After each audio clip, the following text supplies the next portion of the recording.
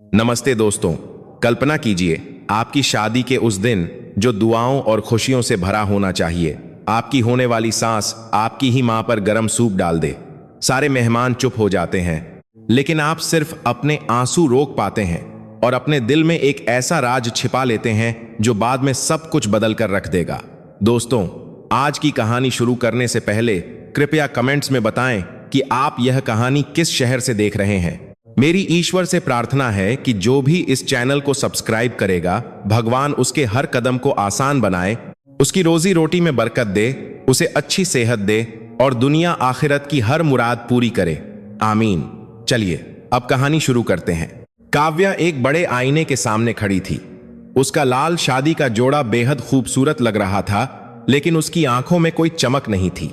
उसकी हल्की सी मुस्कान के पीछे एक बेचैनी छिपी थी जिसे वह बयां नहीं कर सकती थी।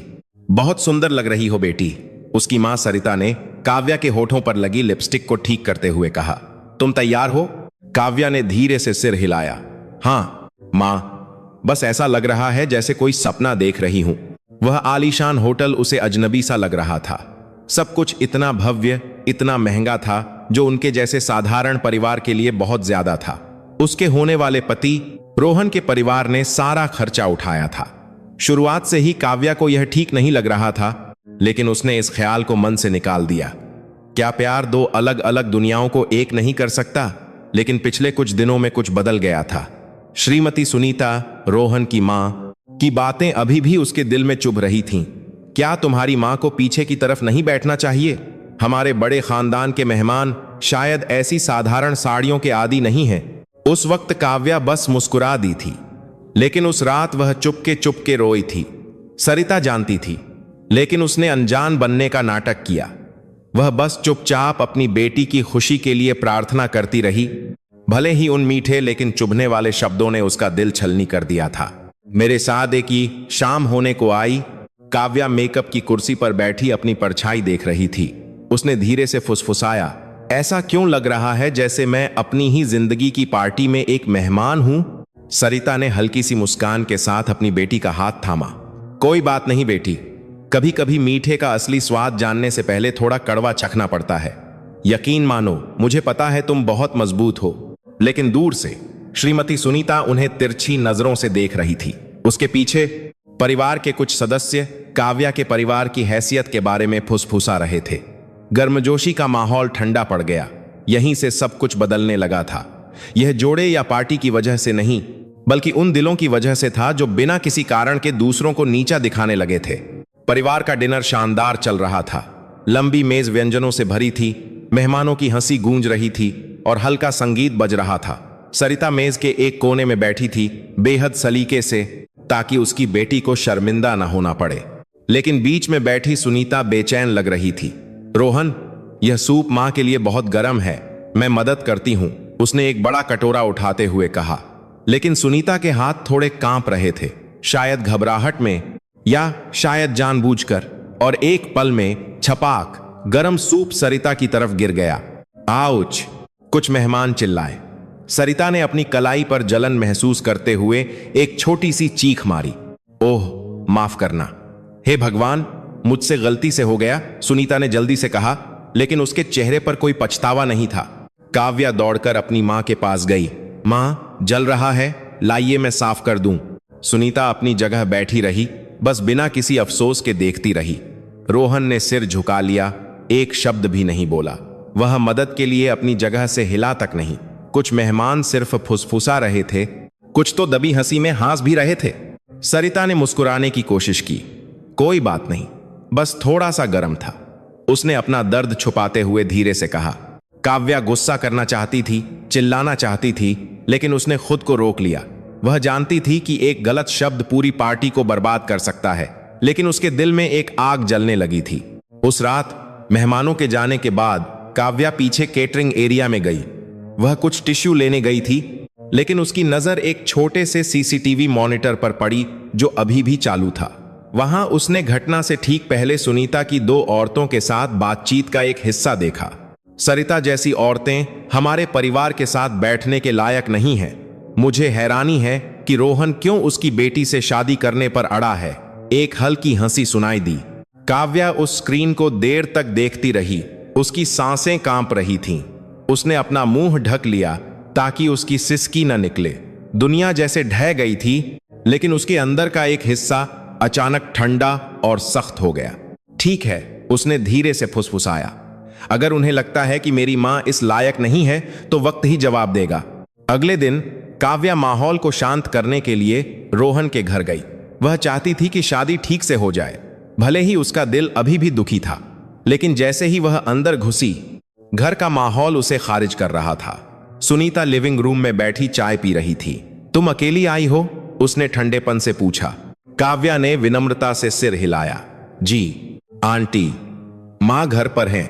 उनका जला हुआ थोड़ा ठीक है। ओह, शुक्र है।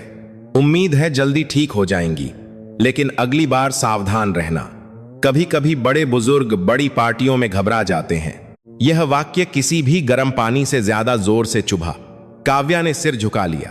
उसकी उंगलियों ने कसकर अपना पर्स पकड़ लिया। रोहन सीढ़ियों से नीचे उतरा, एक अजीब सी मुस्कान के साथ। काव्या, ज्यादा दिल पर मत लो। मां तो बस ऐसे ही कह रही थीं। ऐसे ही? काव्या ने धीरे से कहा। उन्होंने मां पर गरम सूप डाला। रोहन, और तुम चुप रहे। रोहन ने एक गहरी सांस ली। हम छोटी सी बात का बतंगड़ नहीं बना सकते। यह खानदान की इज्जत का सवाल है। काव्या, मैं तुमसे विनती करता हूं, शादी से पहले माहौल खराब मत करो। काव्या चुप हो गई। उसके दिल में कुछ धीरे धीरे टूट गया। वह हल्की सी मुस्कुराई, लेकिन उसकी आंखें ठंडी थीं। ठीक है रोहन, मैं माहौल खराब नहीं करूंगी। मैं वादा करती हूं। अभी नहीं। उस घर से लौटने के बाद काव्या ने अपना लैपटॉप खोला और केटरिंग के किचन की सीसीटीवी रिकॉर्डिंग को सेव कर लिया। उसने उसे बार बार देखा। हर बार जब सुनीता की आवाज उसकी मां का अपमान करती सुनाई देती तो उसकी आंखें लाल हो जाती, लेकिन उसका दिल और शांत हो जाता। वह चिल्लाएगी नहीं, वह चिल्लाएगी नहीं, और वह चिल्लाएगी नहीं। गुस्से से जवाब नहीं देगी, वह सही वक्त का इंतजार करेगी। एक खामोश रात में सरिता उसके कमरे में आई। बेटी, क्या तुम वाकई अभी भी शादी करना चाहती हो? काव्या ने अपनी मां को गले लगा लिया। मुझे नहीं पता मां, लेकिन मैं एक बात चाहती हूं। अब आप उनकी वजह से कभी नहीं रोएंगी। सरिता ने अपनी बेटी की आंखों में देखा। वहां कुछ बदल गया था। दुख नहीं, बल्कि दर्द से पैदा हुई एक ताकत थी। खिड़की के बाहर बादल धीरे धीरे बरसने लगे थे।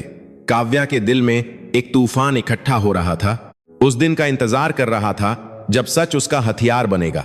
अगले दिन काव्या अकेले ही वेडिंग ऑर्गेनाइजर के ऑफिस गई। उसने बहाना बनाया कि वह कुछ कागजात देखना चाहती है, लेकिन उसका मकसद कुछ और था। यह सुनिश्चित करना कि कैटरिंग की सीसीटीवी फुटेज सुरक्षित रूप से सेव हो गई है। भैया, मैं कल की बैकअप फुटेज देखना चाहती हूं। सुना है किचन में कुछ घटना रिकॉर्ड हो गई थी। उसने नरम आवाज में पूछा।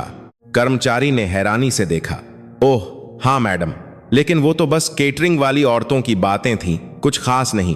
काव्या हल्की सी मुस्कुराई। क्या मैं उसकी एक कॉपी ले सकती हूं, बस याद के तौर पर?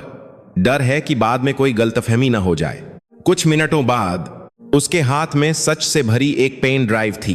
कार में बैठते ही उसके हाथ कांपने लगे।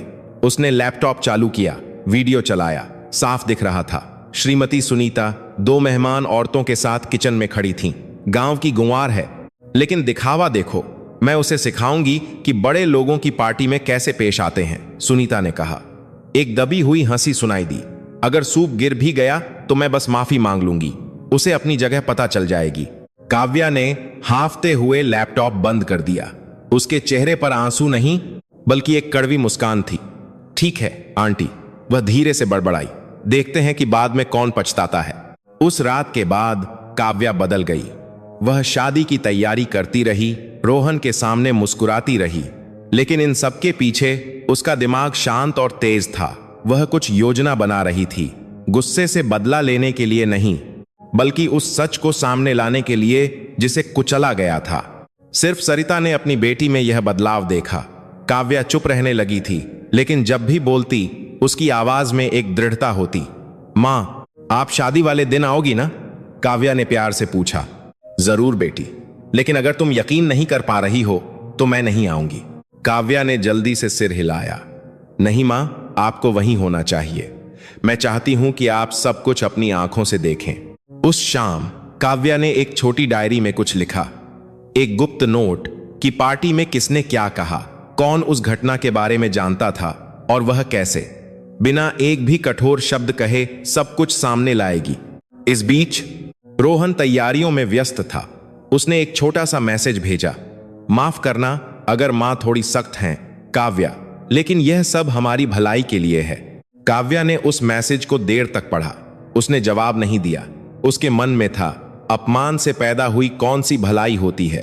रात में उसने अपनी सोती हुई मां को देखा। सरिता के हाथ पर अभी भी एक हल्का लाल निशान था। काव्या ने उसे धीरे से चूमा। मुझे माफ करना मां, मैं वादा करती हूं कल आप घर लौटेंगी तो किसी के सामने सिर झुकाकर नहीं। बारिश तेज हो रही थी। अपने कमरे में काव्या बिस्तर के किनारे बैठी अलमारी में टंगे अपने लाल जोड़े को देख रही थी। सरिता एक गिलास गर्म दूध लेकर अंदर आई। कल तुम्हारी शादी है बेटी, मुझे तुम पर गर्व है, भले ही मेरा दिल अभी भी थोड़ा घबरा रहा है। काव्या हल्की सी मुस्कुराई। मां, अगर कोई हमारा अपमान करे और हम चुप रहें तो क्या यह कमजोरी है? सरिता ने प्यार से देखा। नहीं बेटी, यह ताकत है, लेकिन चुप्पी को भी पता होना चाहिए कि कब खत्म होना है। काव्या ने धीरे धीरे सिर हिलाया। मुझे पता चल गया है कि कब रुकना है मां। उस रात काव्या ने रिकॉर्डिंग वाली छोटी सी पेन ड्राइव तैयार की। उसने उसे अपने हैंडबैग में छिपा लिया। उसने एक कॉन्ट्रैक्ट का दस्तावेज भी साथ रखा जिसे रोहन ने अब तक छुपाया था।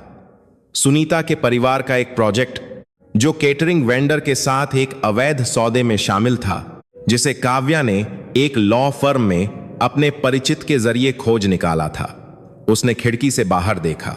बारिश की बूंदें शीशे पर धीरे धीरे गिर रही थीं। कल मैं नहीं रोऊंगी। शादी का दिन आ गया। हॉल मेहमानों से खचाखच भरा था। मधुर संगीत के बीच काव्या मंडप की ओर बढ़ी। रोहन ने उसे घबराई हुई मुस्कान के साथ देखा। बहुत सुंदर लग रही हो, उसने कहा। काव्या बस हल्की सी मुस्कुराई। काश ये शब्द सच्चे होते। पंडित जी ने रस्में शुरू की। सबकी निगाहें जोड़े पर थीं, लेकिन भीड़ के बीच सरिता शांत बैठी थी। उसकी आंखों में थोड़ी चिंता थी। सुनीता संतुष्टि से मुस्कुरा रही थी। उसे लग रहा था कि सब कुछ उसकी योजना के अनुसार होगा। जैसे ही पंडित जी ने कहा, क्या वर रोहन, वधू काव्या को अपनी धर्म पत्नी के रूप में स्वीकार करने के लिए तैयार हैं? हॉल की बड़ी लाइटें अचानक झपकने लगीं। पीछे की प्रोजेक्टर स्क्रीन पर एक छोटा वीडियो चलने लगा। एक तेज आवाज गूंजी, गांव की गंगवार, लेकिन दिखावा देखो, मैं उसे सिखाऊंगी कि बड़े लोगों की पार्टी में कैसे पेश आते हैं। कमरा सन्नाटे में डूब गया। सभी मेहमान स्क्रीन की तरफ और फिर सुनीता की तरफ देखने लगे। सुनीता जम सी गई। रोहन का चेहरा पीला पड़ गया। काव्या ने उनकी तरफ देखा। उसकी आवाज नरम लेकिन तेज थी। मैं चाहती थी कि सब जाने कि असल में शिष्टाचार का पाठ किसे पढ़ाने की जरूरत है। वीडियो चलता रहा। सुनीता की हंसी की आवाजें साफ सुनाई दे रही थी, साथ ही सरिता का अपमान करने वाले उसके शब्द भी। कुछ मेहमानों ने अपने मुंह पर हाथ रख लिया। कुछ फुसफुसाने लगे, यह तो श्रीमती सुनीता की आवाज है ना? हे भगवान, और वो भी शादी के दिन। सुनीता हड़बड़ी में खड़ी हो गई। इसे बंद करो। किसकी हिम्मत हुई यह चलाने की? काव्या चुपचाप अपनी मां को देखती रही, जिनकी आंखों से आंसू बहने लगे थे। मां, आपको कुछ कहने की जरूरत नहीं है, लोगों को सच देखने दीजिए, काव्या ने धीरे से फुसफुसाया। टेक्नीशियन ने स्क्रीन बंद करने की कोशिश की, लेकिन सिस्टम लॉक हो चुका था। पूरी रिकॉर्डिंग अंत तक चली। जब वीडियो खत्म हुआ तो काव्या आगे बढ़ी। तो देवियों और सज्जनों, इस तरह यह परिवार एक मां के साथ व्यवहार करता है जो सिर्फ अपनी बेटी को खुश देखना चाहती थी। माहौल जम गया। किसी की बोलने की हिम्मत नहीं हुई। सुनीता ने सिर झुका लिया। उसका चेहरा पीला पड़ गया था। मेरा वो मतलब नहीं था। काव्या ने उसे देखा। समझाने की जरूरत नहीं है, सबने सुन लिया। रोहन ने काव्या का हाथ पकड़ा, फुसफुसाया, प्लीज ये सब रोक दो काव्या, हम बाद में बात कर सकते हैं। काव्या ने उसे सपाट नजरों से देखा। बाद में, जब मेरी और मेरी मां की इज्जत मिट्टी में मिल चुकी होगी। नहीं रोहन, अब वक्त खत्म हो गया है। कुछ मेहमान अपनी कुर्सियों से उठने लगे। माहौल तनावपूर्ण था। काव्या पंडित जी की ओर मुड़ी। माफ कीजिए पंडित जी, मैं यह शादी नहीं कर सकती। पंडित जी ने हैरानी से देखा।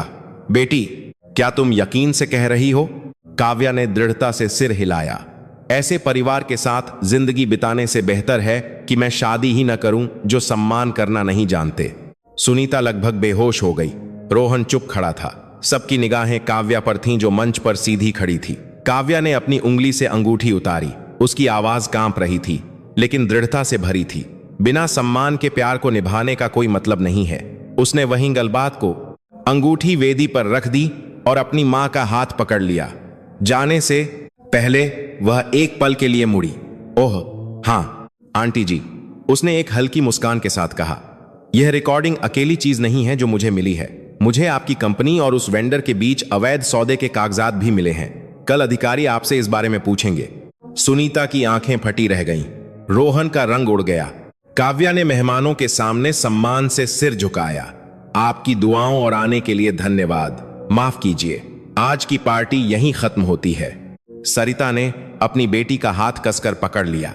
दोनों छोटे लेकिन दृढ़ कदमों से हॉल से बाहर चली गईं। अपने पीछे एक गहरी खामोशी और चुभती हुई फुसफुसाहटें छोड़ गईं। अगले दिन खबर तेजी से फैल गई। सुनीता के परिवार के अवैध कॉन्ट्रैक्ट का घोटाला सामने आ गया।